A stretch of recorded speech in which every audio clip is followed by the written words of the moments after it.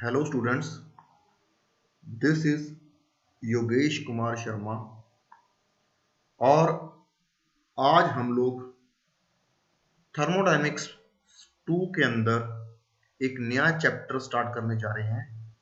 That is about the cooling system and lubrication systems in internal combustion engine. तो cooling system और lubrication system के अंदर सबसे पहले हम लोग आज कूलिंग सिस्टम्स के बारे में पढ़ेंगे। तो what do you mean by cooling system or why the cooling system is required? तो जब भी कंबशन होती है आईसी इंजन के अंदर a large amount of heat is produced और वो सारी की सारी जो हीट है वो यूजफुल वर्क के अंदर नहीं कन्वर्ट होती, क्योंकि हमें पता है कि सेकंड लॉ जो है थर्मोडायनेमिक्स का वो ये बोलता है कि it is impossible for a heat engine to convert the whole of heat energy that is supplied to it. So एक कुछ पार्ट जो है उसका वो हीट एनर्जी के अंदर कन्वर्ट होता है और रिमेनिंग पार्ट जो है वो heat is carried away by the exhaust gases. तो इसके अलावा जब कंबशन होती है acids are produced, due to that it cause corrosion to the engine. तो वेरियस पार्ट्स होते हैं जिसके जरिए फ्रिक्शन वगैरह प्रोड्यूस होता है, तो वो हम लुब्रिकेशन सिस्टम के अंदर डिस्कस करेंगे। तो यदि हम कूलिंग सिस्टम की बात कर ली जाए तो 25 to 30% ही जो टोटल हीट है that is converted into useful work. Around 40% जो हीट है that is carried away by the exhaust gases और 30% की जो हीट है that is dissipated two cylinder walls, जो कि आगे जाके पिस्टन्स, सिलेंडर हेड्स, वॉल्स वगैरह से यकीन करता है।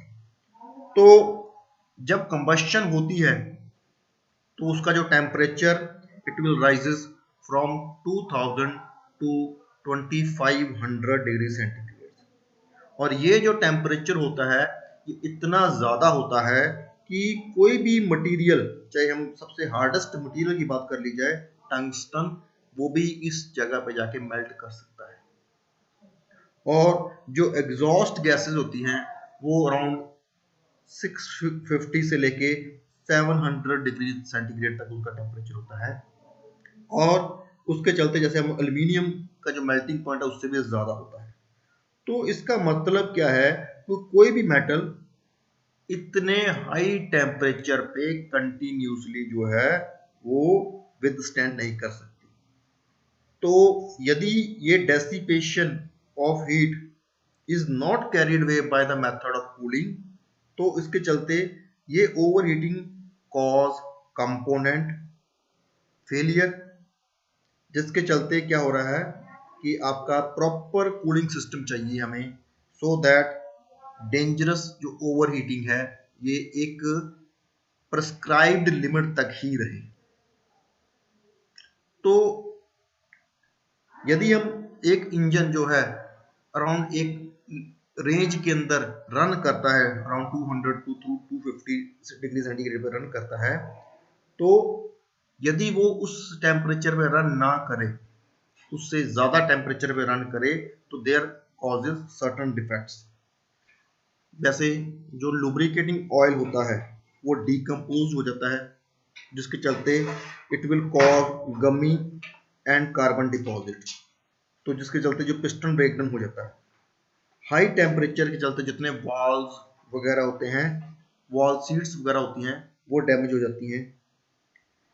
It also reduces the strength of piston and piston rings. जो आपका स्पार्क प्लग होता है उसकी जो लाइफ है वो भी रिड्यूस हो जाती है। इसके चलते प्री इग्निशंस और डेटोनेशंस, इस तरह के डेंजरस फिनोमिना जो है वो हो जाते हैं और पावर आउटपुट जो है वो रिड्यूस हो जाती है। तो these are certain defects which are cause due to the overheating. तो हमें कूलिंग क्यों चाहिए?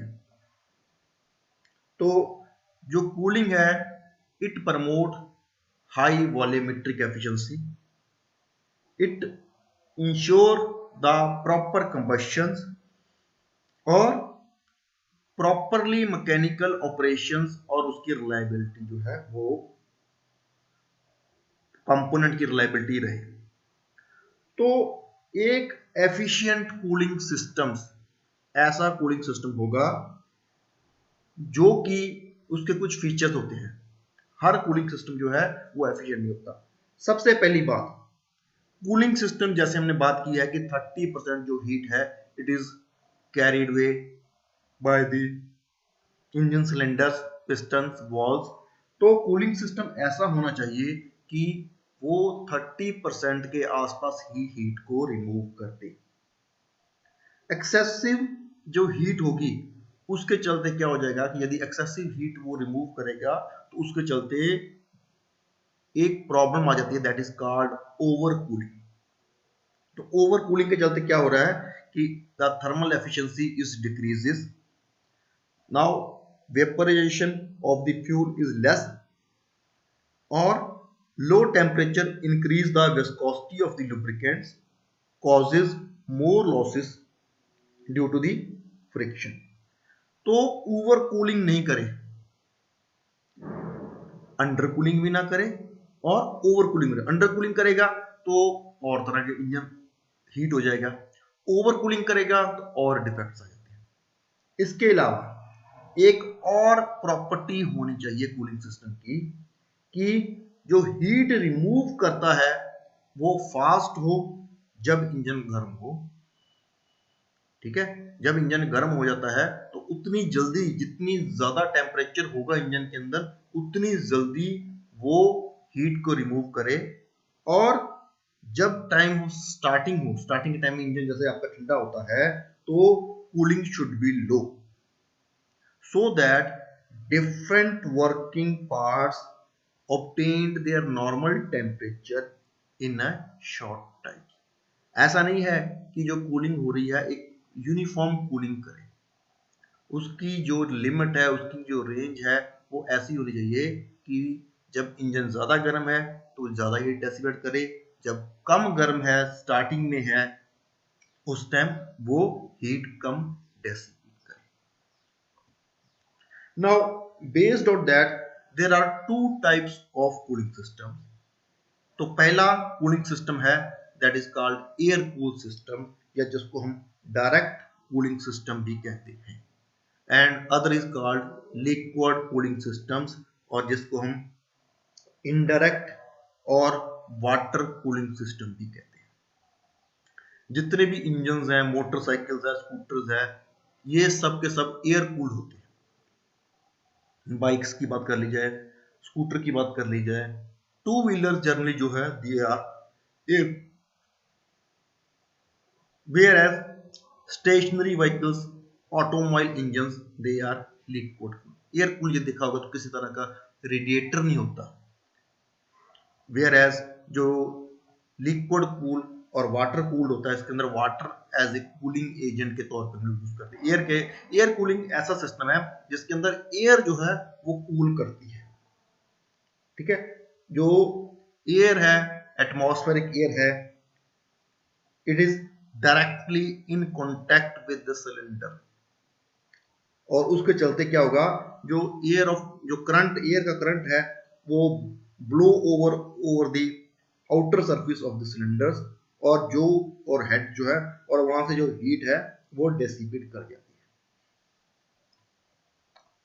तो air cooled depend upon the air flow across the external surface of the engine cylinders to remove unnecessary heat. So जो heat dissipate हो रही है वो डिपेंड करती है surface area of the component in contact with air. The rate of mass flow rate of air, temperature difference between the cylinder and air, जितना ज्यादा temperature difference होगा उतनी ही ज्यादा जो है हीट डेसिपेट कूलिंग होगी, और conductivity of the material used for the component. तो ये जो है एयर कूल्ड सिस्टम्स जनरली हम देखा जाता है बाइक्स वगैरह के अंदर, स्कूटर, टू व्हीलर के अंदर हम लोग उसको यूज करते हैं। तो इसके अंदर होता क्या है कि इंजन के सिलेंडर के ऊपर हम लोग फिन्स बना देते हैं। फिन्स जो लिखा होगा आपके इंजन का सिलेंडर के ऊपर इस तरह की फिन्स लगी होती हैं। तो इस फिन्स के चलते क्या होता है कि उसका जो एरिया ऑफ कॉन्टैक्ट है, सरफेस एरिया है इस सिलेंडर का, वो इंक्रीज हो जाता है। जितना ज्यादा सरफेस एरिया होगा उतनी ही ज्यादा जो है वो हीट डेसिपेट करेगा। तो एयर जो है इस फिन्स के कांटेक्ट में आती है, जिसके चलते which carried away the excess heat. ठीक है, तो there are certain advantages of the air cooling system. तो पहली बात, the absence of radiator, cooling jackets and coolants and pumps makes the engine lighter. तो इंजन जो एयर कूल वाले होते हैं वो लाइट होते हैं, क्योंकि कोई रेडिएटर नहीं होता, कोई कूलिंग जैकेट्स नहीं होती, कोई पंप नहीं होता। Second one, the engine can be operated in cold climate, जबकि लिक्विड जो है वो फ्रीज कर जाता है, 0 डिग्री से नीचे जो है लिक्विड फ्रीज कर जाता है, तो ऐसी प्रॉब्लम नहीं आती। जहां पे पानी की शॉर्टेज होती है वहां पे एयर कूलिंग इंजन जो है वो एक एडवांटेजेस होती है। ठीक है, cold handling of liquid cooling systems require piping etcetera. तो सिंपल इन डिजाइन होता है। ठीक है, तो जैसे लिक्विड के अंदर प्रॉब्लम्स आती है, पाइप्स वगैरह, पाइप ऑक्सिलरीज वगैरह, क्लैंप्स वगैरह चाहिए होते हैं, ऐसी कोई चीज जो है एयर कूल सिस्टम के अंदर नहीं चाहिए होती। और एयर कूल्ड के अंदर किसी तरह की कोई लीकेजेस की प्रॉपर या फ्रीजिंग की प्रॉब्लम्स नहीं होती। ठीक है, तो these are certain advantages of air cool system. तो there are, if there are certain advantages, then there are also certain disadvantages. तो पहली जो डिसएडवांटेज है, large amount of power is used to drive the cooling fan. If cooling fan लगा होता है air cooling के अंदर तो पावर जो है चाहिए होती है। Engine give low power output. तो ये एयर कूल सिस्टम जो है it is used only for a small engines like motorcycle और scooters. Cooling is uneven, not uniform. जहां पे फ्रंट एरिया होगा वहां पे कूलिंग ज्यादा होगी, बैक साइड जहां पे एयर नहीं पहुंचेगी वहां पे कूलिंग जो है कम होगी। Cooling fins under certain condition may vibrates और एम्पलीफाई द नॉइस लेवल्स। तो एयर कूलिंग सिस्टम जो होता है, इंजन होते हैं, they are more noisy than the water cooling systems. और इंजन ये जो सिस्टम्स है they are not such efficient. तो जो इंजन होते हैं उनका जो टेम्परेचर, वर्किंग टेम्परेचर होता है वो काफी ज्यादा होता है, बिकॉज इसमें जो कूलिंग हो रही है वो हमारे कंट्रोल के अंदर नहीं है। It whole depend upon the atmospheric conditions. तो जो सेकंड कूलिंग सिस्टम है that is called indirect cooling systems और लिक्विड कूलिंग सिस्टम्स और वाटर कूलिंग सिस्टम्स, जिसके अंदर जो हीट है हम पहले ट्रांसफर करते हैं वाटर को फ्रॉम हॉट कंपोनेंट, और ये जो वाटर से जो हीट हम लोग हीट है वाटर को हम लोग डायरेक्टली रेडिएटर के अंदर फीड कर देते हैं, जिससे कि जो हीट है वो dissipate, that is why it's called the indirect cooling system. तो वाटर जो है सर्कुलेट होता है वाटर जैकेट्स के थ्रू हर एक पार्ट पे, combustion chamber, cylinder, valve etcetera पे। और this circulated water passing through these components take the heat of combustion, and ये पानी जो गर्म हो जाता है, and this hot water is cooled by passing through the radiator. तो कई बार इंजन जैसे मान लीजिए स्टेशनरी इंजन है, cooling ponds are used instead of a reheaters. Now this cooling system is of 4 types: direct or non-return type of cooling system, thermosiphon cooling system, forced circulation cooling systems, or evaporation cooling system. So we are going to study these cooling system one by one. So first one is called direct or non-return systems. तो ये जो cooling systems होता है that is used for large stationary engines, जहां पे large amount of water is available. तो हम लोग इसमें करते क्या है कि पानी को एक बार इंजन के अंदर फीड कर दिया, ठीक है, आफ्टर दैट जो पानी गर्म हो जाता है उसको सीधा डिस्पोज ऑफ कर देते हैं. There is no radiator as such. तो पानी को एक बार अंदर एंटर किया, इंजन के अंदर डाल दिया, जहां पे प्लेंटी ऑफ वाटर्स है, उस तरह के सिस्टम के अंदर हम लोग डायरेक्ट और नॉन रिटर्न कूलिंग सिस्टम होता है. तो यहाँ पे वाटर जो है रिटर्न नहीं होता. तो heat released from the combustion of air fuel mixture is transferred in all direction of wall of combustion chambers, cylinders and piston by direct radiation by convection current of gas rubbing against a stationary gas film, and then by the conduction through segment of this. तो next one is called thermosiphon systems. तो thermosiphon systems के अंदर thermosiphon, thermo stand for temperature, siphon by virtue of density difference. इसके अंदर होता क्या है कि सर्कुलेशन जो वाटर की होती है it is by the density difference. तो इसका मतलब क्या है, जैसे कि आपको पता है कि जैसे पानी गर्म हो जाता है तो उसकी जो डेंसिटी है वो डिक्रीज हो जाती है. तो due to decrease in density तो पानी जो है अपने आप जो है ऊपर को चढ़ने शुरू हो जाता है. Water start raising upward. जब पानी यहां से ऊपर चढ़ जाएगा तो automatically it pushes the cold water. तो कोल्ड वाटर आपका यहां पे चला जाएगा, गर्म पानी. तो एक तरह का यहां पे एक सर्कुलेशन वाटर की सर्कुलेशन स्टार्ट हो जाती है. ठीक है, जैसे पानी गर्म हुआ ऊपर को गया, इसने इसको फोर्स किया तो यहां पे ऐसा एक सर्कल बन जाता है. तो that is called thermosiphon cooling systems. Now the cooling water is flow to the bottom of the radiators from where it goes again in the engine jackets. So ये जो मेथड होता है it is simple होता है, cheap होता है, and but इसकी कुछ limitations होती है. तो limitations में क्या यदि बात की जाए, it is applicable to small engine only. Second thing, it require a big radiator. Large amount of temperature difference is required to produce the circulation of water. The rate of cooling is low.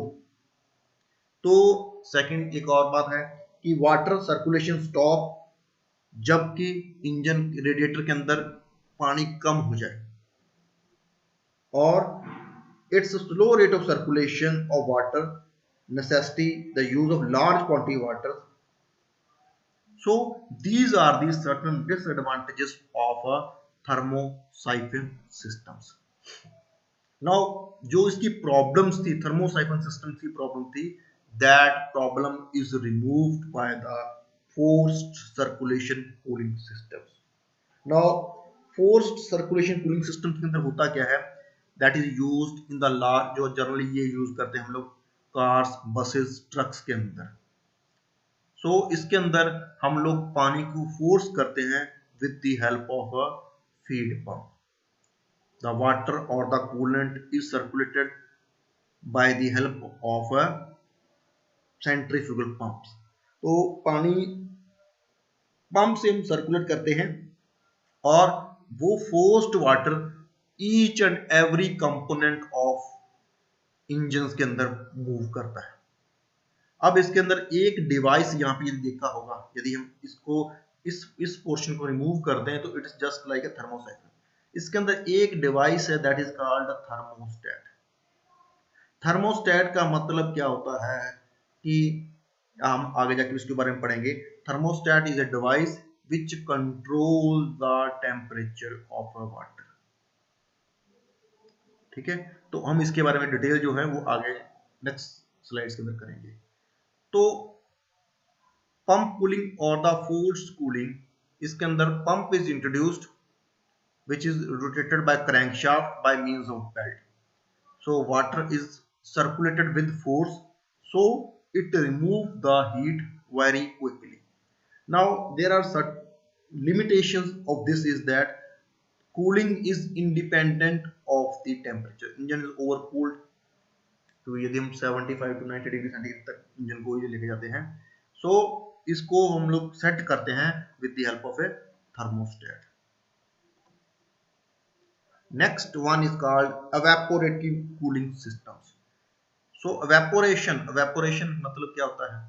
Evaporation हमें एक जब हम लोग जब matric में थे तो एक टर्म आती थी evaporation cause cooling। तो जब भी हम लोग फेज चेंज होता है, चाहे सॉलिड से लिक्विड स्टेट के अंदर मेटल जाती है, कोई भी सब्सटेंस जाता है, या लिक्विड स्टेट से गैसियस स्टेट के अंदर जाता है, तो उसके अंदर क्या होता है, it will carry away the heat. जैसे मान लीजिए हम बात की एक एग्जांपल दी जाए, if you take alcohol and blow air, अपने हथेली पे एक अल्कोहल लीजिए और उसके ऊपर आप यू ब्लो एयर, तो यदि अल्कोहल वेपोरेट हो जाता है, आफ्टर दैट जब वेपोरेट होता है तो देखेंगे कि वहां पे ठंडक का सेंसेशन होता है। सो सेम, क्योंकि वो अल्कोहल जो हमारे हाथ से हीट को डेसिपेट कर दिया। सो इसके अंदर भी ऐसा ही सिस्टम होता है, evaporation in this system. Engine is cooled due to the evaporation of water. तो वाटर को हम लोग स्टीम के अंदर कन्वर्ट कर देते हैं, वाटर को फीड किया जाता है with the help of pump के साथ में इंजन ब्लॉक के अंदर, and water is converted into steam. कैसे पानी स्टीम के अंदर होगा, तो it will carried away heat, और ये स्टीम जो है ये आगे जाके रेडिएटर के जाता है, अगेन वो कंडेंसेशन होके कन्वर्टेड इनटू वाटर। तो इसके एडवांटेजेस, क्योंकि heat of vaporization is very high, तो very large amount of heat is required to convert the water to steam. तो इस तरह के जो सिस्टम्स हैं वो कई इंजन के अंदर लगाए जाते हैं, that is called evaporative. Now there are various components of a water cooling system और liquid cooling systems. So first one is called radiator. हमने देखा हुआ इंजन के आगे फ्रंट में रेडिएटर लगा होता है। It reject the coolant heat to the surrounding air. It disperses the heated coolant into fine steam so that small quantity of coolant are brought in contact with large metal surface. तो दो तरह के radiators होते हैं। Radiator की बात की जाए, one is called down flow types and cross flow types. जिसमें पानी ऊपर से नीचे को जाता है that is called down flow types. जिसमें पानी एक साइड से दूसरी साइड की तरफ जाता है that is called the cross flow types radiator. Now they radiator के अंदर यदि हम वेरियस कंपोनेंट्स होते हैं, तो पहली बात हम बात की जाए वेरियस कंपोनेंट्स की, तो इसके अंदर पहला ऊपर अपर टैंक होता है, देन नीचे सेंटर में कोर होती है और बॉटम पे लोअर टैंक होता है। Upper tank is connected with the lower tank by means of core.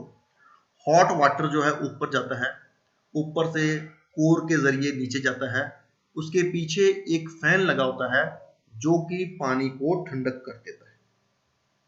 ठीक है, तो ये जो कोर होती है, it is made up of a material like brass and copper, because इनकी वेरी हाई हीट कंडक्टिविटी होती है।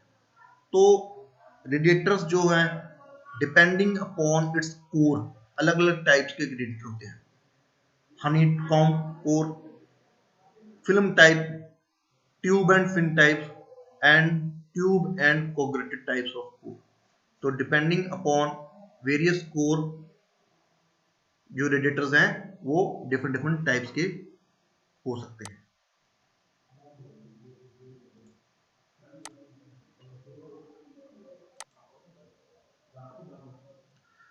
Now, these are the various types of radiator which is depending upon its core. Now, if we talk about the material of the radiators, उसकी कुछ properties होती हैं।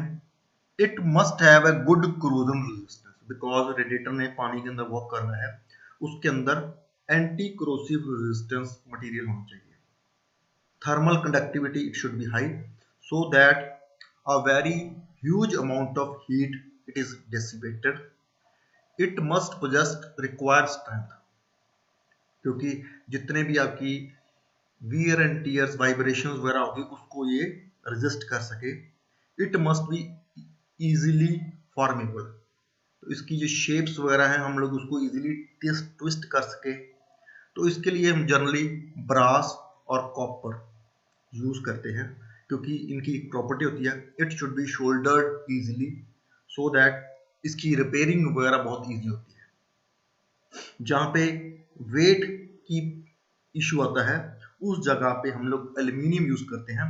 But aluminium के अंदर एक ये होता है कि हीट डेसिपेशन इतनी नहीं होती है as compare with brass and copper. Now next one is called thermostat. तो जैसे हमने पहले बात की, thermostat is a valve which is in a cooling systems to regulate the engine temperature automatically। ना होता क्या है कि यदि ड्यूरिंग दी स्टार्टिंग के अंदर यदि इंजन ठंडा होता है, तो उसको कुछ टाइम लगता है इंजन को गर्म होने के लिए। बट क्योंकि यदि गर्म नहीं होगा, उसके कंपोनेंट्स प्रॉपरली गर्म नहीं होंगे, तो it will not properly burn the fuel, पहली बात। ठीक है, ठंडा होने पे उसका जो है lubrication properties, wear and tear ज्यादा होती है। ठीक है, फ्रिक्शन ज्यादा होता है। तो इसके लिए हम लोग ये उस टाइम हम ये चाहते हैं कि कूलिंग सिस्टम जो है वो वाटर सर्कुलेट करे वाटर जैकेट्स के अंदर। बट वाटर जैकेट्स के अंदर यदि वो उसको रेडिएटर के अंदर डाल देता है, तो उसके चलते ओवर कूलिंग हो जाती है। तो जो थर्मोस्टेट वाल्व है उसका फंक्शन ये है, एक थर्मोस्टेट वाल्व हम लोग लगा देते हैं, सो that it initially prevent the circulation of water below certain temperature. और जब वो वाटर उस टेम्परेचर के आगे चला जाता है अराउंड 70 डिग्री सेंटीग्रेड, तो थर्मोस्टेट वाल्व जो है वो वाटर को रेडिएटर के अंदर भेज देता है। जब तक जितने डिग्री हम उसको सेट करते हैं, यदि उससे टेम्परेचर नीचे रहता है, तो पानी जो है वो थर्मो रेडिएटर के अंदर नहीं जाता, वो वैसे सर्कुलेट करता रहता है। But if the temperature go above the that temperature, तो जो वो है पानी जो है वो रेडिएटर में भेज देता है। सो प्रॉपर टाइमिंग पे, किस टाइम पे उसको रेगुलेटर को वाटर को रेडिएटर के अंदर भेजना है या नहीं भेजना है, it whole depend upon the thermostats. So there are various types of thermostats are there. Wax type of thermostat is there, bellow type of thermostat is there. So depending upon condition to conditions, that type of thermostat is used. Next one is called cooling fan. So cooling fan का मतलब क्या है? It is bolted with the hub provided with the water pump pulley, which is driven from a crankshaft pulley. So it maintains the adequate airflow across the radiator. It serves the purpose when the natural draft is not sufficient to cool at low speed and when the vehicle is ascend uphill, etc. So there are certain disadvantages also. It raises the level of noise, it increase the power consumption with engine speeds, और इसके चलते क्या होता है कि engine tends to ओवरकूल। तो ये एक कूलिंग फैन यदि हमने देखा होगा आगे लगा होता है, that is called the cooling fan. तो देयर आर वेरियस, ये एक्चुअल इंजन है, इसके ऊपर कूलिंग फैन जो है लगा हुआ है। ठीक है, ये जो कूलिंग फैन है ये देखो अल्टरनेटर है, ये इंजन से थ्रू बेल्ट ड्रिवन ये चलता है। Now there are certain advantages of water cooling systems. So पहली due to the even cooling, so इसके अंदर क्या होता है कि सिलेंडर हेड का एंड वाल्व सीट का टेम्परेचर जो है वो कम हो जाता है। The volumetric efficiency of water cooled is higher than that of air cooled engine. Size, compact size of engine is also used, and in the case of water cooling engine installation is not necessary at the front of engine. यदि हम लोग चाहें, जैसे हम लोग बात की जाए, कई इंजन बैक साइड में पड़े होते हैं, रेयर इंजन भी होते हैं, बसेस वगैरह के अंदर इंजन बैक साइड में पड़े होते हैं। जहां हम लोग बात की जाए आपकी नैनो कार थी, उसका इंजन बैक साइड में था, तो यदि वो इंजन एयर कूल्ड होता तो इट इज नॉट पॉसिबल। तो वाटर कूलिंग सिस्टम के अंदर ये पॉसिबल है कि इंजन को हम लोग फ्रंट पे या बैक पे कहीं पे भी लगा सकते हैं। तो देयर आर डिसएडवांटेजेस। पहली disadvantage, it require more maintenance because large number of components like fan, radiators, thermostats etc are there, so pump is there, तो इसलिए इसकी मेंटेनेंस काफी ज्यादा होती है।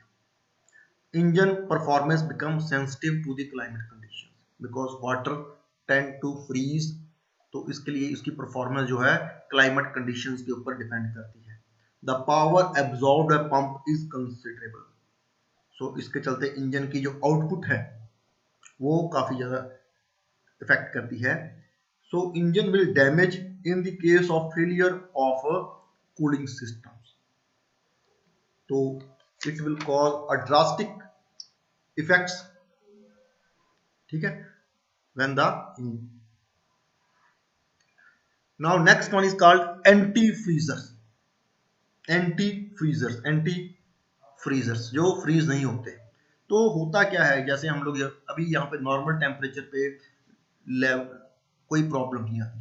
जब इंजन को हमें ऑपरेट करना होता है ऐसी जगह पे जहां पे जो टेम्परेचर है सब जीरो हो जाता है, जस्ट लाइक हिमाचल में या जम्मू कश्मीर वगैरह के अंदर जहां पे जो टेम्परेचर है माइनस में चला जाता है। If the temperature is at sub zero temperature is there, तो उसके अंदर प्रॉब्लम क्या आती है कि जो पानी रेडिएटर के अंदर पड़ा होता है इट ट्राई टू फ्रीज, तो पानी स्टार्ट फ्रीजिंग, तो फ्रीज होके क्या होगा कि वो वाटर टू आइस में कन्वर्ट हो जाता है, और जब आइस में कन्वर्ट हो जाएगा तो इट इज नॉट पॉसिबल। पहली बात, इसके अंदर दो डिसएडवांटेज आ जाती है। पहली डिसएडवांटेज ये हो जाती है कि वाटर जो कूलिंग वाटर जैकेट्स रेडिएटर्स वगैरह के अंदर फ्रीज होता है, जब वाटर फ्रीज होता है उसका वॉल्यूम बढ़ जाता है, और वॉल्यूम बढ़ने से क्या हो जाएगा कि it cause the fracture of these components. Second thing, water freeze हो जाएगा, it will not properly circulated to all the components, so इसको प्रिवेंट करने के लिए so that it will not cause damages to the engine, तो हमने कुछ substance उसके अंदर ऐड कर देते हैं, that is called anti freezers. तो एंटी फ्रीजर्स का पर्पस, एक प्रॉपर्टीज होती है कि it has a very low freezing point.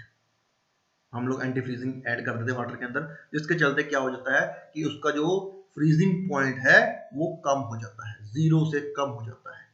सो इसके अंदर हम जनरली यूज करते हैं ethyl glycol is most commonly used in the antifreeze. इसमें methanol, ethanol, isopropylene alcohols, etc. are also used. So there are certain requirements of antifreeze also. They should thoroughly mix with water. तो पहला जो उसकी requirement क्या है कि ये water के साथ में प्रॉपरली मिक्स होनी चाहिए. It should not crowd the surface which are in contact. The boiling point should be high so that the loss due to the evaporation is minimum. It should not deposit any foreign matters in the jackets, hose pipes or radiators. It should be chemically stable, a good conductor of heat and a poor conductor of electricity. So these are the certain requirements of antifreezers. So these are certain antifreezers are there. यदि हम बात की जाए water 0% हम यदि ethyl glycol डालते हैं तो स्पेसिफिक ग्रेविटी जो है उसकी 100 होती है और फ्रीजिंग पॉइंट जो है 0 डिग्री सेंटीग्रेड पे होता है. यदि हम 10% कर देंगे तो ग्रेविटी उसकी बढ़ जाती है और -4 हो जाता है. सिमिलरली यदि हम 50% तक कर देंगे तो उसकी ग्रेविटी और बढ़ जाती है एंड फ्रीजिंग पॉइंट जो है it will go -38 degree centigrade, 60 degree तक -53. So it will go again at this by this way.